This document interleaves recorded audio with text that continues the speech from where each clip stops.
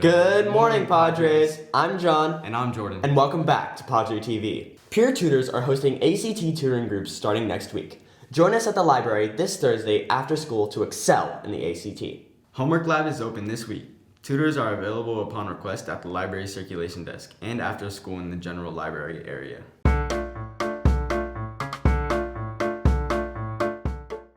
My name is Jamie Orozco. I'm a sophomore. My name is Althea and I'm a sophomore as well. For Early Childhood 1, we talk about child development, birth to age 8. In the advanced class, Early Childhood 2, you work with the kids in the preschool and you guys provide a project each week with different themes for the kids to learn. It does help me because in my future I do want to be a pediatrician, and I feel like working with kids will be better for you when you get into that. For them learning new things and making new things, it could give them a start what they're going to do in the future in kindergarten. My favorite memory is going in there for the first time as buddies. My favorite project was making cookies with them. I really just like bonding with the children. You know, you can get like your one-on-one with each kid and you can get to know each of their personalities. And it's nice to know little ones. Yeah.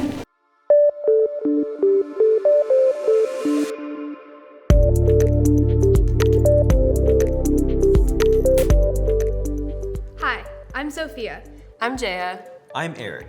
And we are some of the students planning the 3rd annual district-wide hackathon this year.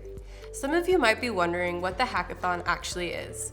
Over the course of 3 days, students with a wide range of coding skills work virtually to create projects that address a specific prompt. No coding experience is required. We give students resources to improve their coding skills, bring in industry programmers to answer student questions, and judge their projects. The opening ceremony is Friday, April 12th at Desert Vista. Final projects are due Sunday night, April 14th, and the awards ceremony is April 17th at Desert Vista. The opening and closing ceremonies will be catered, and cash prizes will be handed out to the beginner, intermediate, and advanced divisions. If you're interested, scan the QR code, fill the registration form, and we'll send you updates on the event. Email us at hackathontuhsd@gmail.com with any questions.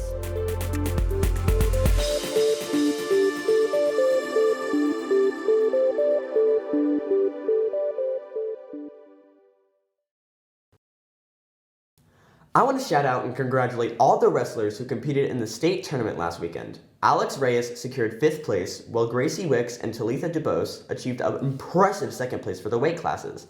Great job, Padres. Students interested in purchasing the yearbook can do so by visiting this link right here.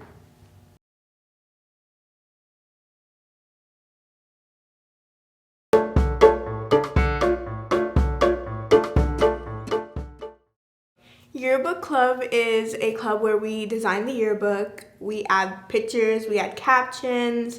It's really fun. I think my favorite part about making the yearbook is seeing everybody throughout the year, like them progressing, and like my favorite is club picture day, because I love how like sometimes it's like the photographer tells you to do a little funny pose, and I just think it's so nice. For me, one of the my most like challenging barrier is probably having everybody on task, making sure that the pages meet the deadline, making sure the pages don't have any errors. Seniors, make sure you guys get your senior ads. The deadline is March 1st, so go and get your ads. The QR code is right here so you can go scan it, and the job code is 7636. Remember to get your yearbooks. Pre-order them right now. Hello, Padres. February is Black History Month, and it's a time to celebrate and remember the history and contributions of Black people. Let's take a look back at the history behind this month-long celebration of Black culture. In 1926, Carter G. Woodson launched Black History Week in February. He chose this month because of the birthdays of Abraham Lincoln and Frederick Douglass, which fall on the 12th and 14th. Woodson requested people to expand their knowledge of Black history instead of initiating a new tradition. Woodson believed history was made by people. He aimed to celebrate the entire race, not just 2 men. He criticized speakers who knew little about the men and referred to them as ignorant spellbinders. Black educators and students first proposed Black History Month in February of 1969. The first celebration was held at Kent State from January 2nd to February 28th, 1970, which is 2 months, but who really cares? In 1976, President Gerald Ford recognized Black History Month during the U.S. bicentennial celebration. He asked Americans to seize the opportunity to honor the too often neglected accomplishments of Black Americans in every area of endeavor throughout our history. There's way more about this topic, too much that I can't fit in one short segment. For more information, go to this website on screen now. Support the Boys and Girls Clubs of the Valley by donating used sports equipment for this year's Second Chance Sports Gear Drive. Drop off donations in the marked bin located in the front office. Items needed include footballs, soccer balls, bags, volleyballs, basketballs, baseballs, softballs, gloves, bats, and dodgeballs/kickballs. Do you need to catch up on credits or do you want to get ahead with your credits? Visit Tempe Union High School District webpage and go to the Summer Education Academy page to register. Deadline is March 29th. Effective today, students are not allowed to park in the lots of the LDS Church across the street. Please use the student parking lot instead. Reminder, notices will be placed on windshields for those currently parking in the lot. Thank you for being good neighbors.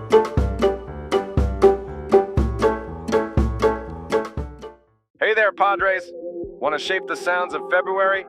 Scan this QR code and lend your vote to the hottest tracks from Spotify's Top 10. Your pick could set the tone for our campus vibe. Don't wait. Your voice matters. Scan now and make your mark on the playlist of the month. Join us in creating the ultimate soundtrack for February. Scan the QR code today.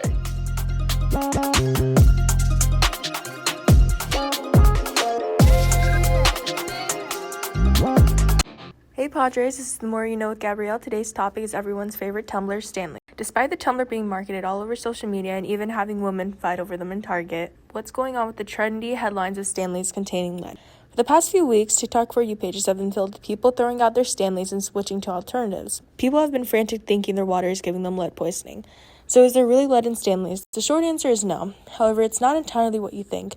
Let's dive into the long answer. For months now, we've seen the rise of Stanley use. However, now we're looking at the complete opposite from consumers. SNL gets some backlash from Stanley's competitor, Totally Not Hydro Flask. Anyways, Stanleys don't actually contain lead, but they are sealed to the lead-based solder, which is needed for the tumbler's installation. The part that comes in contact with the lead-based solder is the bottom of the Stanley. Under no circumstance will your drink come in contact with the lead. There is no need to throw out your Stanley. Although this is a safe call, we can turn our attention to the other side of the situation, which is learning the effects of misinformation and how fast fake news travels. We have people spreading videos through TikTok, X, Instagram, and other outlets. Falling victim to attention-grabbing headlines is only human nature. But how can we fix this? The number one thing we can do is research the topic and look at different sources. Well, that's all I have for you today, Padres. Until next time. That's all for today, Padres. See you next week. Do you like that Roblox? That's all for today, Padres. That's all for today, Padres. See you next week. See you all next week. That's all for today, Padres. See you next week.